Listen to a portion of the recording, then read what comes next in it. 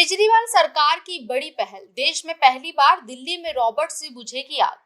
Remote से संचालित ये रोबोट तंग गलियों, अंडरग्राउंड केमिकल टैंकर, फैक्ट्री जैसी जगहों पर आसानी से पहुंचने के साथ सीढ़ियों पर चढ़कर और शीशे तोड़कर आग बुझाने में है सक्षम। हमारी सरकार ने रिमोट कंट्रोल्ड फायर फाइटिंग मशीनें खरीदी हैं। अब हमारा बहादुर फायरमैन 100 मीटर की दूरी से आग से लड़ सकता है। यह क्षति को कम करेगा और कीमती जीवन को बचाने में मदद करेगा। अरविंद केजरीवाल। अब फायर फाइटर्स को भी आग बुझाने के दौरान अपनी जान जोखिम में नहीं डालनी पड़ेगी। आग से लड़ने वाले जाबाजों के लिए संकट मोचन साबित होंगे ये robot. Satyendra Jain. Remote control fire fighting robot को ऑपरेट करने के लिए दिल्ली फायर सर्विस के फायर फाइटर्स को विशेष ट्रेनिंग भी दिलाई गई है। सत्येंद्र जैन। देश में पहली बार दिल्ली में ऐसे remote control fire fighting robot लाए गए हैं। ट्रायल सफल होने पर ही ऐसे और भी रोबोट मंगाए जाएंगे। यूरोपीय देशों की तरह पहली बार देश की राष्ट्रीय राजधानी दिल्ली में भी अब रोबोट आग बुझाएंगे। केजरीवाल सरकार ने दिल्ली के दमकल विभाग के बेड़े के 2 फायर फाइटर्स रोबोट को शामिल किया है।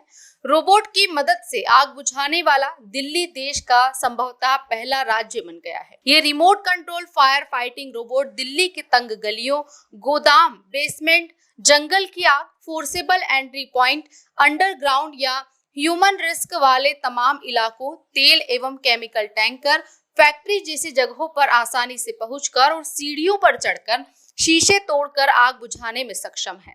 मुख्यमंत्री अरविंद केजरीवाल ने ट्वीट कर कहा कि हमारी सरकार ने रिमोट कंट्रोल्ड फायर फाइटिंग मशीनें खरीदी। अब हमारा बहादुर फायरमैन 100 मीटर की दूरी से आग से लड़ सकता है।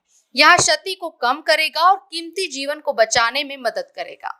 वहीं दिल्ली के गृह मंत्री सत्येंद्र जैन ने बताया कि शायद देश में पहली बार दिल्ली में ऐसे रिमोट कंट्रोल्ड रोबोट लाए गए हैं जो आग पर दूर से काबू पाने में सक्षम होंगे।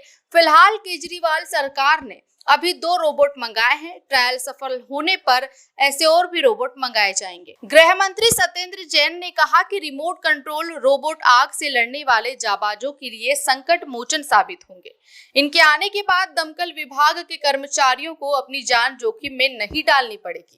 यही नहीं, ये रोबोट ऊंचे दबाव के माध्यम से 2400 लीटर प्रति मिनट की दर से पानी का प्रेशर भी छोड़ते हैं। स्प्रे और साधारण पानी की धार दोनों इस रोबोट से जुड़े वायरलेस रिमोट के माध्यम से काम कर सकते हैं। यानी कि जिन जगहों पर पानी से आग कंट्रोल नहीं होती, वहां पर रोबोट के अंदर से निकलने वाले केमिकल और उससे निकलने वाले झाग आग पर नियंत्रण करेंगे। ऐसे बचेगी दिल्ली फायर सर्विस में काम कर रहे जवानों की जान। यह रोबोट रिमोट कंट्रोल के जरिए संचालित किया जाता है। रोबोट ऐसे मटेरियल से बना है जिस पर आग, धुएं, गर्मी या किसी भी अन्य बाहरी विषय परिस्थितियों का असर नहीं पड़ता है। इसके निचले हिस्से में सेना के टैंकरों की तरह टायरों के ऊपर क्रॉलर बेल्ट ट्रैक लगी होती है, जिसकी मदद से यहाँ किसी भी जगह पर आसानी से जा सकता है। इसमें वेंटिलेशन फैन भी है जिससे मशीन को ठंडा रखने के लिए इस्तेमाल कर सकते हैं। यहाँ करीब 100 मीटर का इलाका एक साथ कवर कर सकता है और तुरंत आग पर काबू पाने में सक्षम है।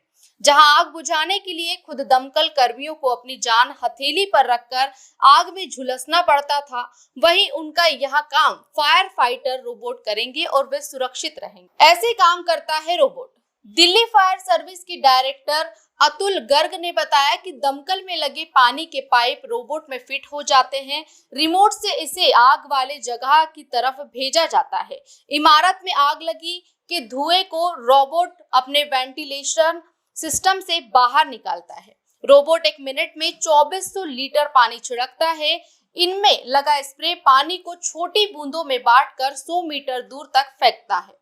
इस रोबोट को दमकल की गाड़ियों के साथ अटैच करके प्रभावित क्षेत्र में पानी का छिड़काव किया जाता है।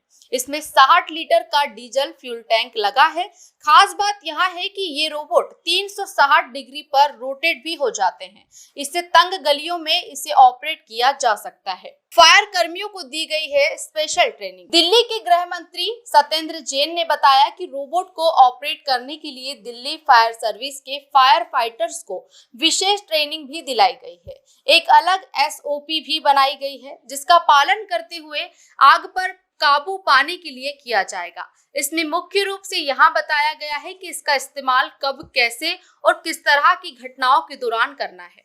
इस रोबोट में एक हाई रेजोल्यूशन कैमरा भी लगा हुआ है। यह कैमरा आग, धुएं और पानी के बावजूद साफ तस्वीरें दिखाने में सक्षम है।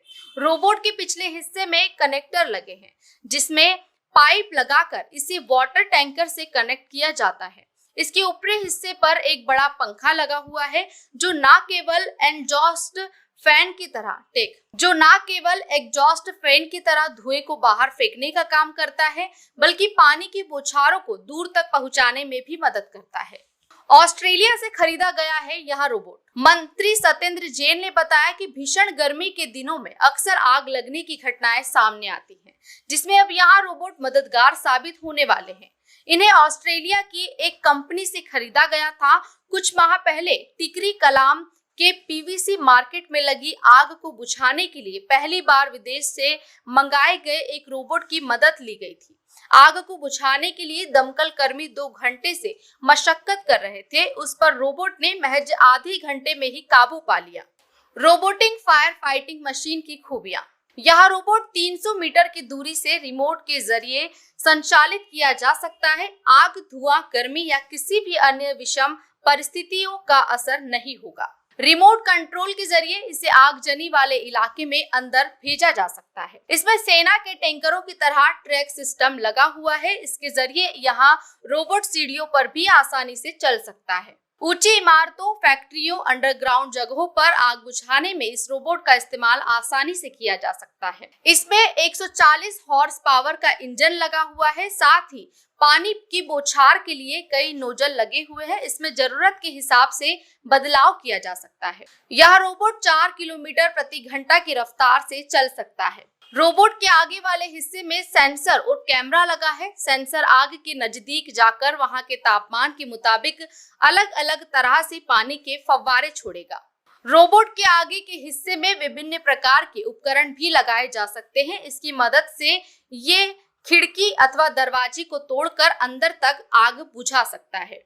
रोबोट में कैमरे लगे हैं जो आग लगी इमारत आदि के अंदर की स्थिति का जायजा ले सकते हैं। इससे आसानी से यहाँ मालूम हो जाएगा कि वहाँ कोई व्यक्ति फंसा हुआ है या नहीं। रोबोट के पिछले हिस्से में पाइप जुड़ा होगा जिससे यहाँ बाहर खड़े टैंकरों से पानी को खींचकर अंदर चारों तरफ पानी की बौछार कर सकेगा। इससे कम समय में बिना किसी जोखिम के आग पर काबू पाया जा सकेगा।